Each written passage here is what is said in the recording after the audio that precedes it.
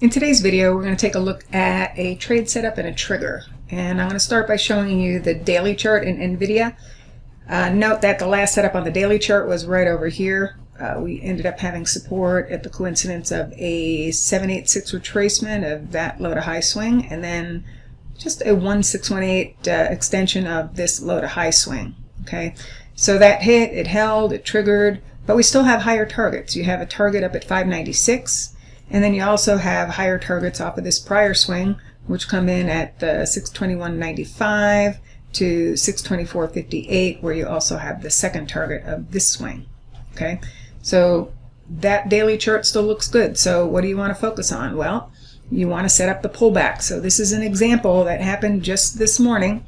This was a test of key support in NVIDIA on the 30-minute chart.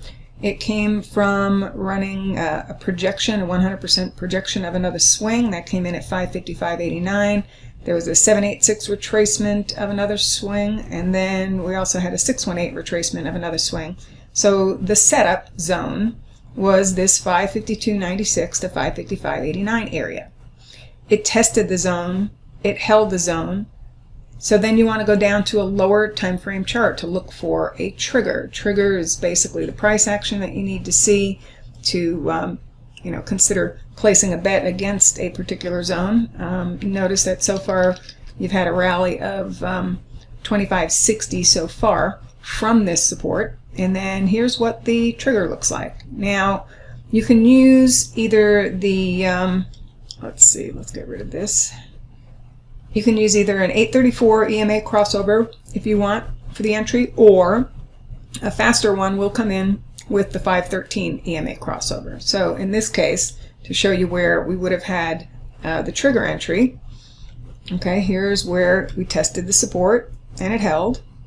And then you want to see it take out a prior swing high, and also you want to see the moving average crossover. Once both of those things occur, then you can take the buy entry, place a stop underneath that last low. Okay, so in this case, it crossed before it took out a prior swing high, so the actual trigger was when we cleared 558.79, and that was your buy entry. And then again, underneath here would have been the initial stop, and so far so good.